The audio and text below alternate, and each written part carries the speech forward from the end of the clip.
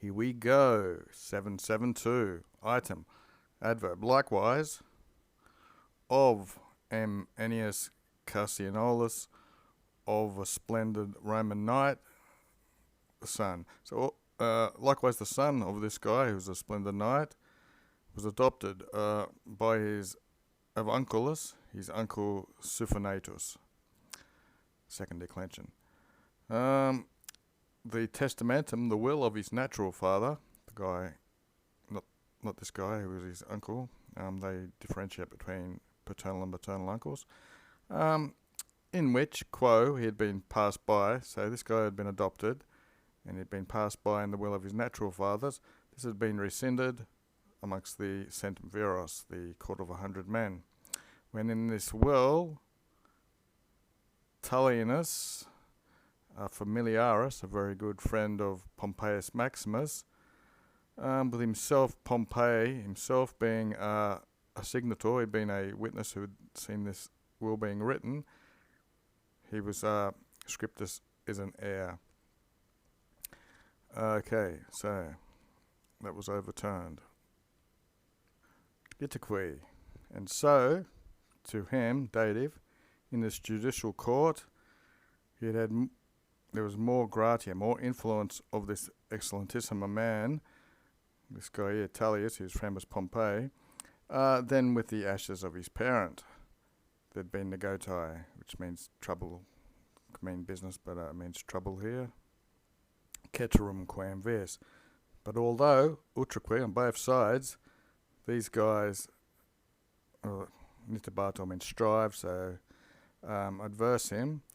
These guys were struggling on both sides against him, but Taman, nevertheless, yet still anyway, he obtained the paternal goods, the estate or whatever was in the will. 4. Quidem indeed, L. Sextilius and P. Populus, now they're in the accusative, who, Aeneas, he's the father of this son, who wrote the will. These guys, who are now quases, they were joined by blood to Aeneas himself. Idem ex parte, they received the same share or same part when this nominative had made Tullium heirs. So there's at least 3 heirs now. There's Tullium, Sextus, and Populus. But they did not dare to contend with this adolescent in a sworn statement or something. Although Temetsi, in this time, with the great powers or the exceptional powers of Magnus, this is Pompey, where was I? They would have been able to invite, in a way, to defend these tabulates of this testament. So,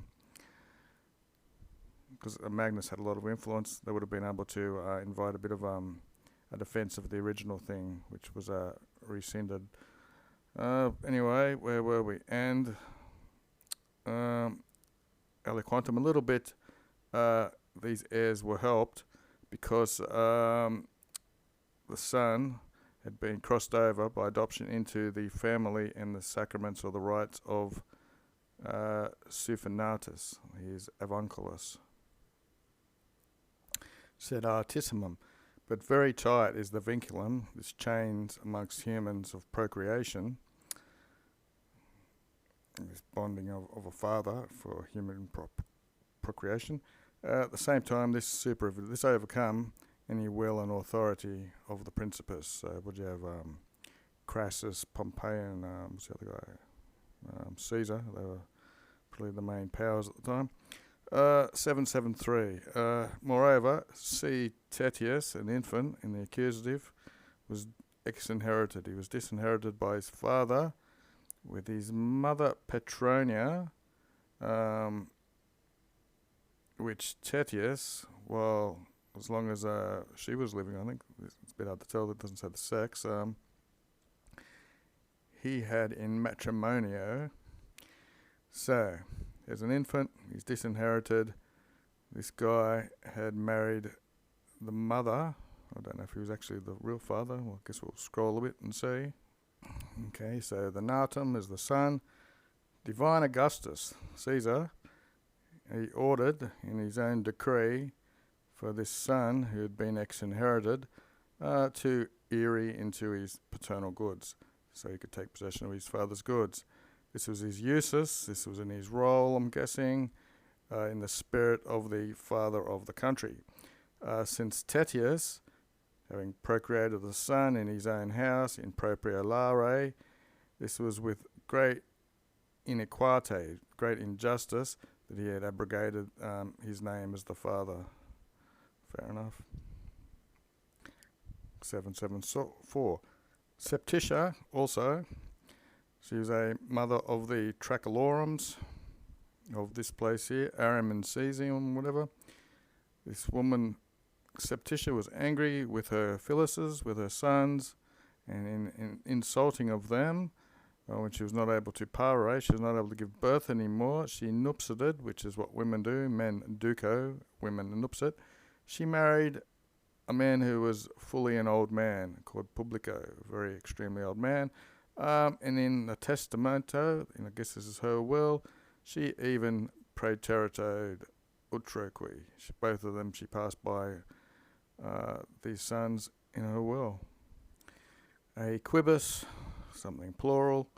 The aditus, the approach, divine Augustus again, so it's Augustus Caesar, who's approached, it looks like, and he's Mariel, the nuptials of a woman, he improvated, so he disapproved of the marriage of the woman and her supreme judgment in the will, for he ordered the maternal heirs, the maternal estate for the sons to haberate the estate, because he's interceded in this marriage for the sake, looks like he thinks marriage is for the sake of creating children.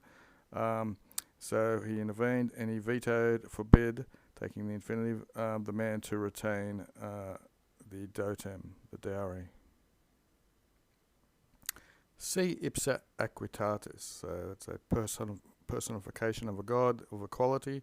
So if equality herself had known this in this matter, would she have pronounced more justly, more rightly, or seriously, or whatever?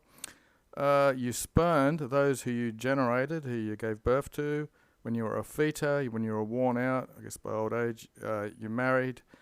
You've confunded with your violent mind the order of the will, the order of who should be bequeathed things, and neither do you erubescus, do you blush or something, to add to him all of the patrimony, all of the, that's another word for the estate or whatever, of whose now corpori palincto, that's a corpse that's been washed or something, you've substrated it, so you've laid out your own old and withered away body to a corpse that's just been washed or something like that, I think. I might look it up. So, ergo, while thus you have garrished yourself, while you've conducted yourself this way to the underworld, as far as a celestial full mind, as far as a blast of thunder or lightning, deflata. You've been blasted by a thunderbolt from a heavenly thunderbolt to the underworld. Here's this word I just palinctoed. Comes from palinko, to wash a corpse. Was there anything else in it? Doesn't really say so. Anyway, back to the plot. 775. An egregia, another special constitutio, another exceptional decision of the praetor of the city, this bloke Calpurnius Piso. For when Terentius to him, from the 8 sons he had, which he had produced to adolescence, he'd taken them to adolescence, he'd raised them, I guess. From the one which he had given into adoption, this guy had made a quarrel with him and disinherited him. So he adopted one of his sons out, and he got disinherited by this son. So what's going on? So Piso has given to him possession of the goods of this young man, and he did not suffer or allow it for these heirs to aggravate the matter legally in law. Movit profecto Pisonam. Okay, so he's a nominative. Fatherly majestas, majesty of the father, you might want to say, assuredly, moved Piso, the gift of life, guess the father gave him life, the goodness of education, of rearing him, but something even flexed him. Looks like the number of the children who were standing around, this also bent him, who, with the father, 7 brothers, he saw had been impiously disinherited. So the guy disinherited his 7 brothers along cum patre with his father.